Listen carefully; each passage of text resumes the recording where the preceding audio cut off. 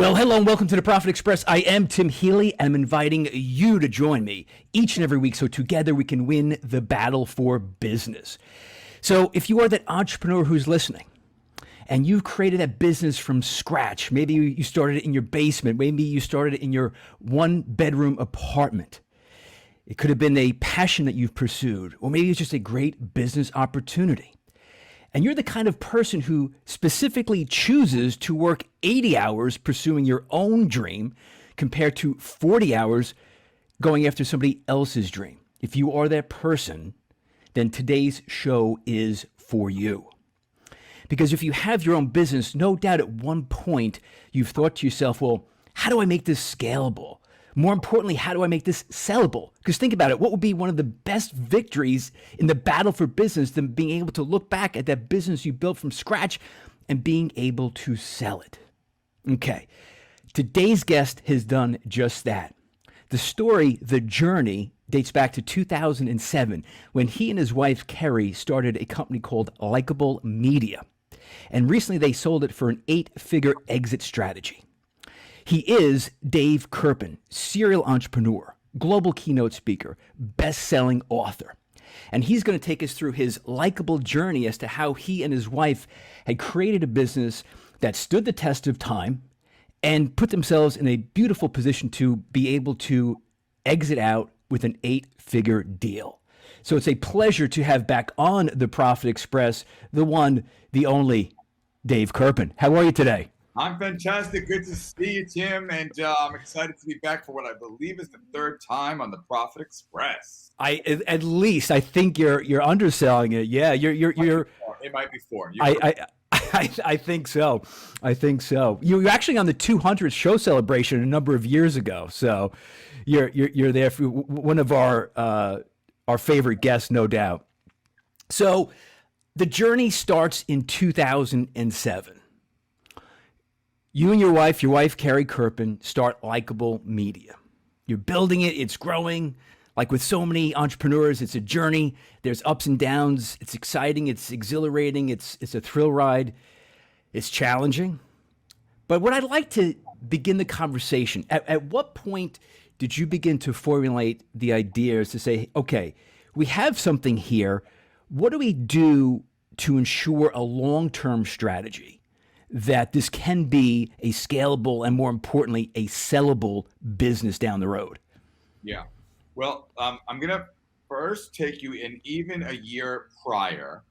And then I'll sort of walk you through a couple of milestones. But because the business wasn't a business that came out of Carrie and me deciding we want to build a business, we want to be entrepreneurs. It came out of originally our own wedding, right? So the previous year in 2006, we got married and we didn't have enough money to have the wedding of our dreams, but we had a crazy idea and we both had some marketing and sales experience and brand experience. And we so had this idea to get married at the baseball stadium. We sold sponsorships to the wedding and we raised $100,000 to get married in Coney Island where the Brooklyn Cyclones play. And literally after the wedding, our vendor said, this was so great. What do you guys think to do next? 1-800-Flowers, who had sponsored the flowers, and Entenmann's, who had sponsored the desserts. And so we said to ourselves, hey, we can't get married again, so let's start a company. Why not, right? And the reason I tell that story, other than the fact that it's a good story, fun story, is that we really weren't entrepreneurs by design. And so we kind of stumbled into this. 2007, a few months later after the wedding, sitting in our one-bedroom apartment, figuring out what we're going to do. And so we launched this business, and we were just really a couple of idiotic kids that happened to be good at sales and good at marketing, figuring things out as we went. I mean, we started off, the name of our company was not Likeable, it was the K-Buzz, which stood for Kerpen's Creating Buzz. And we changed the name after somebody called me up and said, I hope I get to hear you again. And I said, what do you mean? He said, don't you work for that radio station, the K-Buzz? And I said, yeah, no, this is not a good name. We started off, we were doing baseball stadium events and stop and shop grand openings and organizing clowns to appear in parking lots, and very, very different from what we ended up doing. But we pivoted to first to social media, then to Likeable.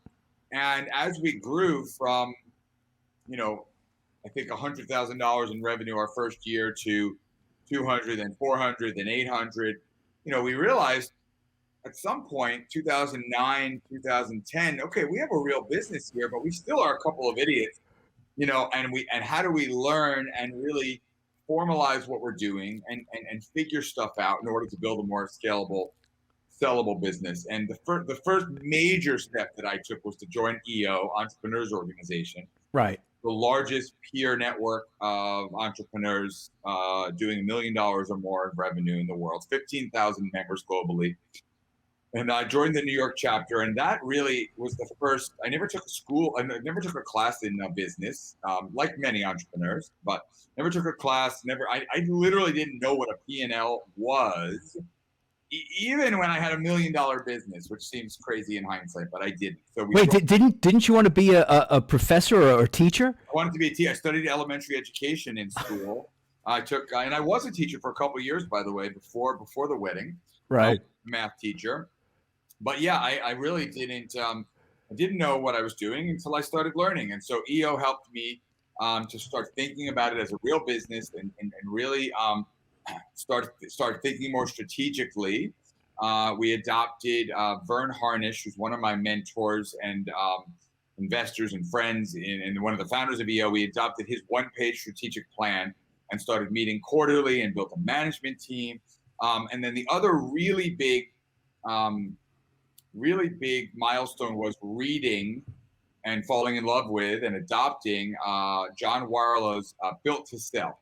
And Built to Sell is a wonderful, wonderful book, whether you want to sell a business or not, because the book is about building a business that could one day be sellable, about building scalable, repeatable processes. Right. What entrepreneurs do is, or small business owners, I'll say, do is they'll have a business, but they aren't able to build those scalable, repeatable processes and teams that have nothing to do with them. And Right. I think what I'm proudest of is being able to do that and step out of the way and let my scalable, repeatable processes and teams do the work of building the business. And so we were able to do that, and I guess the rest is history. Now, all right, so it starts with the wedding. You don't have enough money. You pull off this brilliant wedding where you have people pay for it. It turns into promotion business, K-Buzz, into Likeable. And you said a number of times, like, we were, to quote you, I'm not calling you said idiots, okay? We were idiotic, etc. Weren't in the business background. And then the first big moment was aligning yourself with EO, Entrepreneurs Organization. But what was it? Those first few years were pivotal. To go from 100,000 to 200,000 to 400,000. You and Carrie were doing something right. I mean, I know you're being humble, but what were those bridge years right there? What mattered most? Well, to be quite frank, what I'll point to from the very early years, something that you and I have in common, which is great love for, and frankly, skills in sales. And we could both pick up the phone and call old contacts that we had and figure out and listen to them tell us their problems and figure out something to sell them. And we did it. And honestly, we got ourselves out of a few jams. We would start hiring people, and we'd be like, oh my God, we can't make payroll. We have like some serious issues. Well, what do?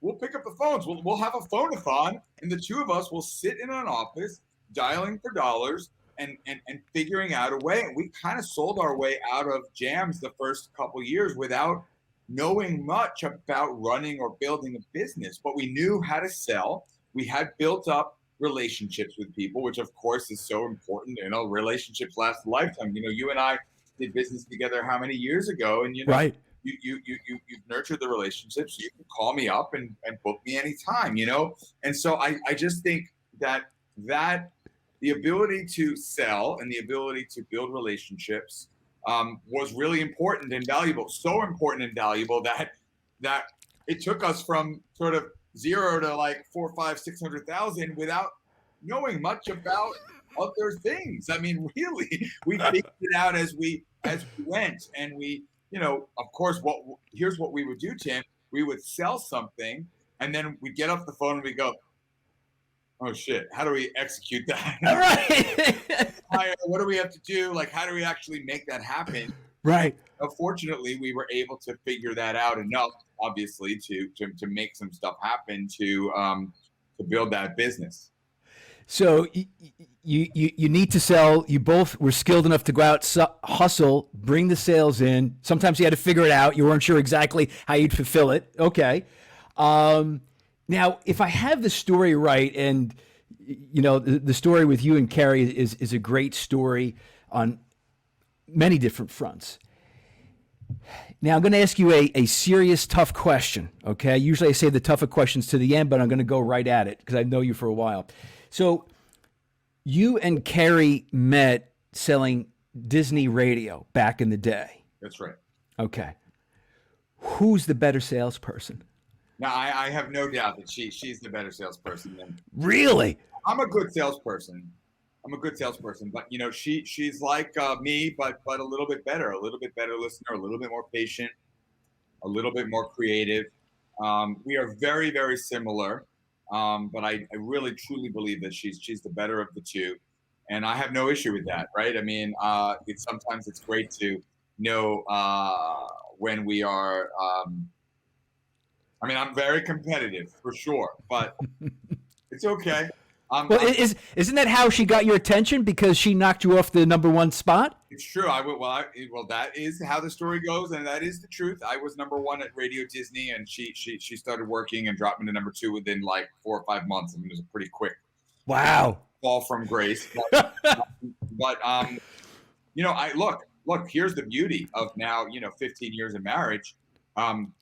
We're a team, and so her success is truly my success, and her, right. So it's like, we might have met as competitors at Disney, but now that we're a team, in business, in parenting, in a marriage, and in life, it's like truly, I have nothing but just admiration for how awesome she is as a seller. So you're able to put your ego aside. Yes, it took a long time, but finally, I think I can. Now, obviously, there's processes involved in any business. Businesses are built on numerous processes. But as you look back at your career and what led you to the point that you now are, you and Carrie sold Likeable Media. It was just over a month, or almost a month to the date, right? In April. Yep. Okay. So now you're at this point. What is the one personal characteristic, personal trait, and I'm looking for one, Dave, that you rely on, that you think is most attributable to your success? Yeah, that's a good question. The one trait, I would say, relentless drive.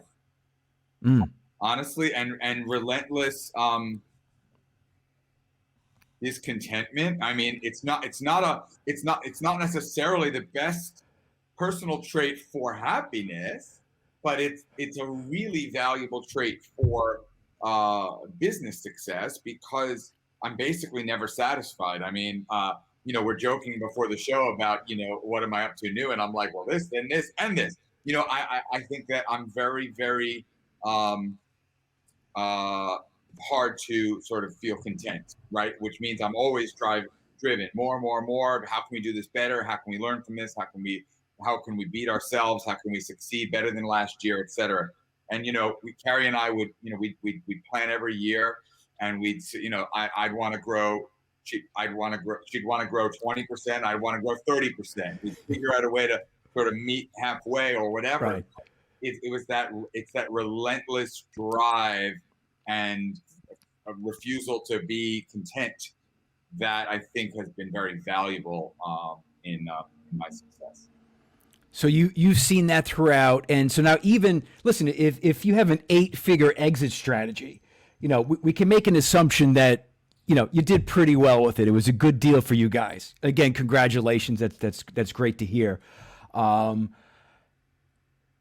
even with that, you have X number of ventures, which we'll get to in a little bit. So even now, if you could think that if there could be a time where you say, you know what, maybe I take it easy.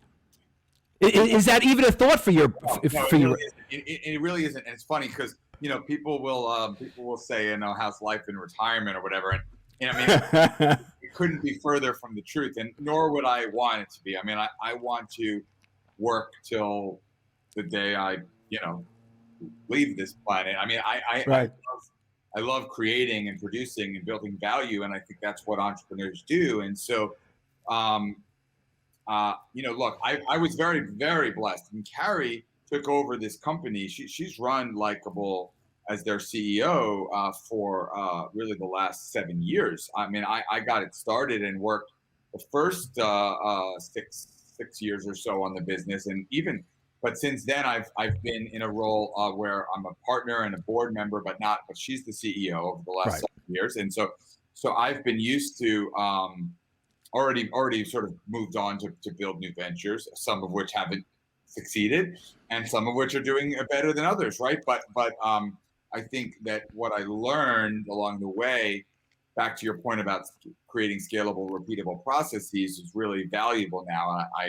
And now I can apply some of the stuff I've learned along the way and make fewer mistakes, still making mistakes, than maybe we made in the early days of Likeable. Got it. So again, we're talking about winning the battle for business, for the entrepreneurs who are listening. One thing that I've noticed about you, and again, we go back a number of years, I think around 2013, I first met you. And in reading your books, is that you are not afraid to ask. And when I say not afraid to ask, in particular, you're not afraid to ask for introductions. And you gave in one of your previous books, which I actually have here, again, one of my favorites of Dave Kerpen, The Art of People, you had shared some really interesting stories about introductions using LinkedIn, et cetera. The same tools are available. Most business people are on LinkedIn. They have the same access you do. But you use it differently and you're not afraid to use it. So here's the question. Why is that ability so important, and why are you not afraid to go after the big ask?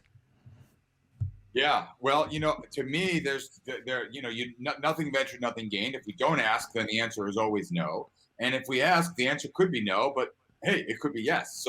So why not go for it? I think a lot of us are afraid of failure or rejection or feeling embarrassed. And I think it's for me, it's the courage to fail, to feel rejected, to feel embarrassed, and just be able to move on. I've asked a lot of people for intros. Bill Gates hasn't gotten back to me yet on LinkedIn. I reached out. Are you serious? Yeah. Why not? Well, listen, if he calls me, out of respect to you, I will not take the call, Dave. I'm just telling you right now. Oprah hasn't gotten back to me yet on LinkedIn, but again, I've asked. And you know what? I'll tell you, just before this, I texted a friend because I'm doing an interview on Clubhouse, which is a part of sort of my one of my next ventures here. I'm doing an interview on Clubhouse Sunday night. I do a celebrity Ask Me Anything interview myself, and so this Sunday night I have Susie Orman, America's leading financial expert, and so part of the mechanics of an interview on Clubhouse is that it's real time and you can't see the person. So I ask all my guests for their cell phone, and so I can communicate with them offline during the interview here. And so just before this interview with you on the Profit Express, Susie sends me her cell phone. I'm like, yes. Again, if I hadn't asked, I wouldn't have had it. That's for sure. So I think some people might be afraid to make major asks, but if you don't ask, you definitely won't have it. And if you do ask, they might say yes. And what's the worst thing that could happen? She could have said, I don't feel comfortable giving you my cell phone. Okay, well then we'll do the interview without it and move on. But sure. Now I have that. And by the way, quick aside, as we build relationships with our clients, prospects, friends over time, the intimacy of a cell phone and the ability to text someone or Instagram message someone or Facebook messes so much better than email or LinkedIn. So Yeah. try to move relationships from sort of one level to the next, and that's why I mean, I already had the relationship with Susie, but now to sort of take it to a cell phone texting level makes me excited. But it's the same idea of, nothing ventured, nothing gained. And I think that I've been fortunate to do that. And then the other thing that LinkedIn in particular is valuable with, but really now is available on all these platforms, is the network effect of second degree connections. And the bigger first degree connections are, the more that we can help others meet people through our network, but B, we can find others through our network because of the there's just so many people. I used to joke, I actually have a slide in some of the presentations I've given that the 7 degrees of Kevin Bacon. I am literally 2 degrees away from Kevin Bacon. It's not 7, it's 2. And so the bigger our networks, the closer we are, and the more connected we are to just about anyone on the planet now. And I just think that's so exciting and so valuable for business people. Well, yeah, I mean, listen, I've gone for a number of big asks myself, and yeah, you're not going to get them all, obviously. But in my experience, I think you'll probably agree, I'm surprised that you get more than you think you will. That's right. Pleasantly surprised. And a lot, even these, the big names, a lot of them are quite genuine and they're quite willing to help. But it's just, and then knowing the exponential value of the people in that network, like you said, the 7 degrees of Kevin Bacon. It blows my mind how people are afraid to ask. Blows my mind. And the other thing, though, that I will say that I do, and I know you do, Tim, is, you differentiate yourself.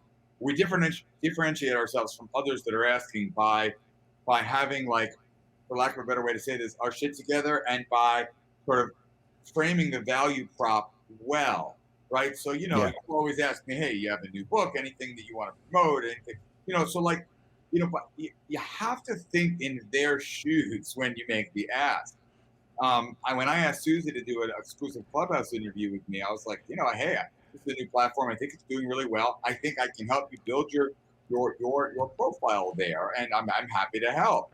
It's not about me; it's about her. And I think when we frame it, I mean, always, but certainly when we're asking for an introduction, or for asking somebody to do something for us, when we frame it more around them and their needs and less around, hey, would you do this for me? Then we're going to be more likely to succeed. Well, and again, it's one of the fundamentals of human nature. If you start off the conversation, you start off the relationship with how can I help? I mean, that simple, powerful question, as you know, of course. So when you had sold, again, today's guest, Dave Kerpen, he and his wife, Carrie, just recently sold about a month ago, Likeable Media, a company they started in 2007 with a beautiful 8-figure exit strategy. When you had sold, you'd written an article in, I believe it was LinkedIn. And one of the things, I read the article, one thing that caught my attention is the importance of the right partner. And that's critical in any business. But I've a number of my clients are family-owned businesses, okay? And it's, in general terms, I'm just saying, it's not always easy to be in business with a family member. So why is Carrie the right business partner for you? Yeah. Well, let me first talk through some of the challenges, and then I'm going to say why ultimately Carrie is the best by far. why I strongly recommend that others go into business with their spouse or their brother, sister, family member, etc. So first, the hard stuff. It is very, very hard early on to set boundaries and to not take work home, not take work challenges home, and not take home challenges to work. That part is really, really hard. Yeah. And of course, if we're in business with somebody that's not in our family, then we don't have that issue. It is really hard to see the stress level of your partner went from business at home and vice versa. I mean, that part is really hard. It is really hard to manage a family while managing growing a business together. However, at the end of the day, I also advise so many mentees and now investments around choosing a partner. And the thing is, at the end of the day, the very by far most important aspect of choosing a business partner is trust. Trust. This Right. is a marriage. It is a marriage. It's big. It's a big deal. And so when we go into business with somebody that it looks great on paper, but that we don't really know, we don't really trust, we're going to see as we go. That's actually way more risky to blow up than when we go into business with somebody that we absolutely, inherently, explicably, undoubtedly trust. And I took a vow, I took a solemn oath to be committed to my wife for the rest of my life. And you know what? Who better to build a business with than somebody that I am already, I mean, to say in bed with would be a bit of an understatement, that I am already totally 100% committed to for the rest of my life. So for me, it's been the absolute best possible partnership. And I get that people struggle with it totally, but sometimes with being, married to their business partner, but I wouldn't give it up for a second. I mean, I feel really grateful that we've been able to share, not only our parenting and marriage, but our business partnership. So not only, is okay. So obviously Carrie's the right partner for you, but you're actually, this is interesting. You're actually encouraging, I want to make sure I heard that right, people to at least consider the relationship with the family member for the reason of trust. Yeah. When I think of that, when I advise, I have a young man we just invested in that he's looking for, he's brilliant young, Harvard student building a STEM streaming platform, just brilliant, but he needs a technical partner because he's not a coder himself. He needs a technical partner. So, he's off looking in like coding schools. And what I said to him was, skills are important, of course, but more important than skills is the trust in the relationship. So if you can force your partner, it doesn't have to be your husband, wife, brother, sister, son, mom, dad, but at a minimum, sourcing your partner through a super trusted friend or family member. And in an ideal world, it is already a super trusted close friend or family member, Tim, because when the going gets tough, no matter what, no matter how skilled you are, no matter how lucky you are, no matter how many things go right, lots and lots of things will go wrong. This is just entrepreneurship is just a tremendous roller coaster. It is. Yeah. That's a guarantee. When those things go wrong, who do you want to be, on the hook with? Someone you met and sort of partnered with because of their skill set, or somebody that you are absolutely madly in love with and want to sort of figure it out with? I mean, to me, the answer is super clear, and I would always rather have somebody that I have so much built-in trust with than somebody that maybe looks good on paper skill-wise. Obviously, Carrie's amazing on paper skill-wise too, but I'm saying that the even more important aspect of business partnership is complete and utter trust and faith and commitment, and that's what you get with your spouse, hopefully. Now, okay, so it's obviously the right partnership with you two, which is great to hear, but it's inevitable that Likeable started in 2007, just sold, so it was a 14-year run. You've had to have tough conversations with one another, whether you, at one point you thought she was, doing something wrong, or vice versa. Have you guys been able to do that? And how do you manage something like that? When you're talking to his business partner, maybe not necessarily his husband. Yeah, no, it's hard. It's very hard, but we got better and better at it. I mean, it was in the beginning, it was hard. The first couple of years were really hard, like screaming arguments in front of early employees hard. It was bad, but we did the work. We did some therapy.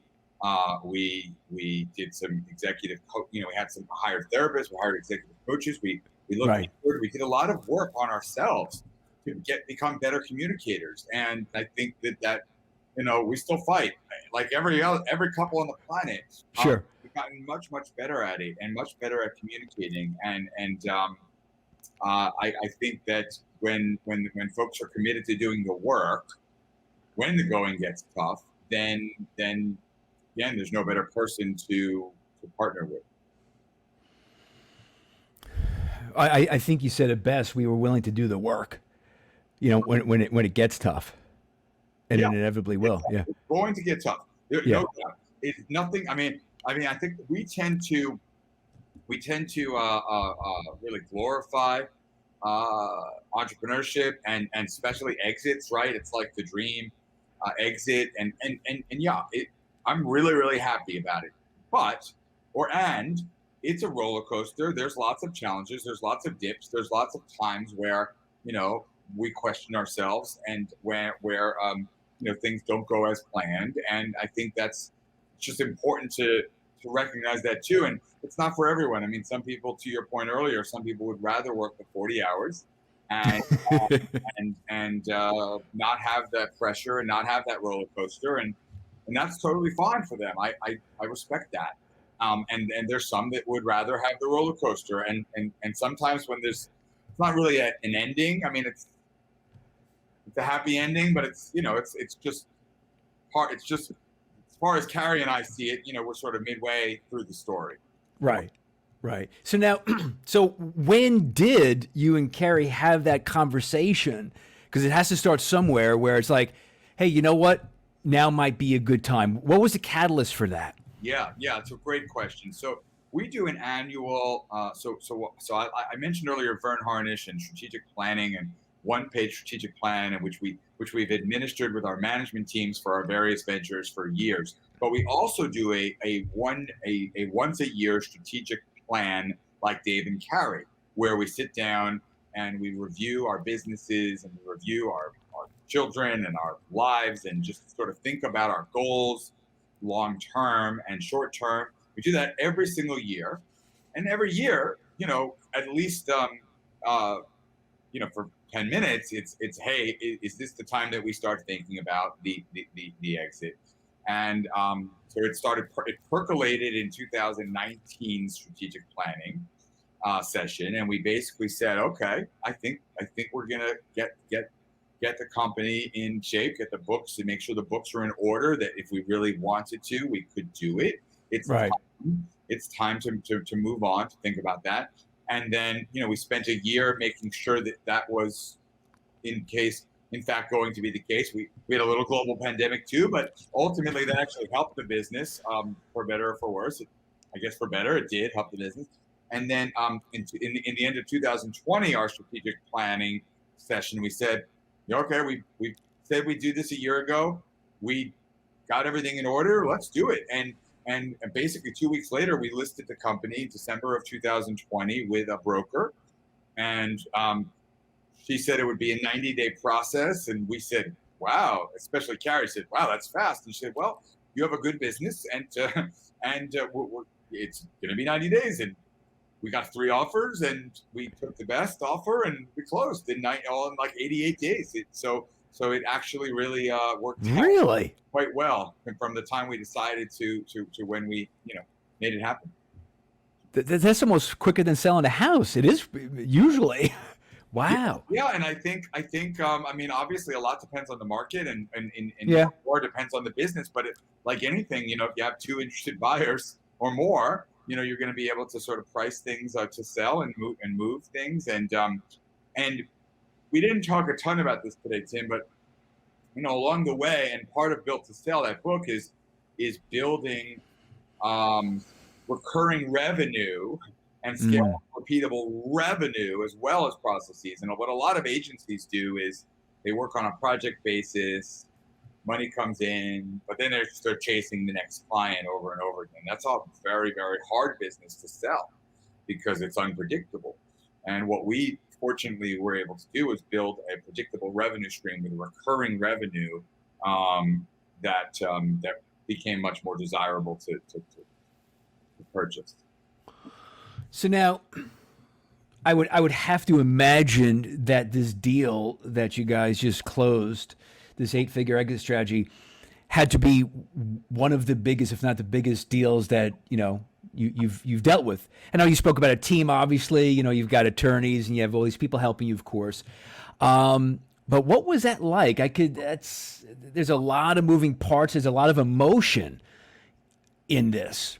Yeah, so I'll tell you, a good buddy of mine sold his company a few years ago, and he said to me that due diligence, that he gained 15 pounds in 4 weeks of due diligence. And when he told me that back then, I was like, come on, that seems crazy. Well, let me tell you, the due diligence period between, when we had a letter of intent and when we closed on the deal was, I can say definitively, the most stressful time in our lives. And it was, you talk about I talk about the roller coaster of entrepreneurship. Well, the roller coaster of due diligence is like 10x that, because this is a deal breaker point, and there's accountants and attorneys and back and forth and negotiations, and it's really hard. It's really, really stressful. Yeah. Well, we got through it, and we did have I mentioned, as you said in the article, and the articles I've written, I've talked about the great team we had. We had a terrific team, and that was a big part of getting through it, and just our continued commitment to each other. Again, when things get stressful and hard, it's like we always have each other, and that's why I keep coming back to how valuable it is to have your business partner be that person that you trust so dearly. So yeah, it was very, very stressful. But we got through it, and actually, in the grand scheme of things, that several weeks is not that long in a lifetime. Looking back at it now, it's not that long. When you're in it, though, it might seem like, yeah. Totally. No, yeah. When we were in it, yeah, it was very, very stressful. So now, I mean, listen, I've like I said, I've known you since about 2013. It's fun as the host of a show like this to be able to see the journeys of some of my guests and associates and friends over the years, and I'm not saying this to be cliche or to sound corny, but this is just a great example of the American dream. It really is. You got into it, quote unquote, unqualified. Technically, maybe you shouldn't have done it. You were unqualified. You didn't have the business background. You were able to sell your way through it, and the rest is history. But it's a great example, and that's why I love to have you on to share that, because I know there's lots of people who are listening who they might be starting their journey. They could be midway through it, or they could be very close. Thinking about selling it. And a lot of the points that you've shared today could be very, very helpful, obviously. So now, Dave Kerpen's not satisfied. Okay, despite one of the biggest sales in his history, which is so fantastic in so many levels, it ain't over, and you're not retiring to Boca. So, what is next? Yeah. Well, first of all, different people are driven by different things. And again, this may sound, it's easy for me to say when I have the money in the bank, but I've never been driven by money. So it's never like, okay, well, we have the money, now we're going to stop. But what am I driven by? I'm driven by solving problems, building teams, and making an impact. So I need to keep doing that. So look, we've started 2 businesses in the last 2 years, even before the Likeable exit, that I'm very, very excited about. So one is Apprentice.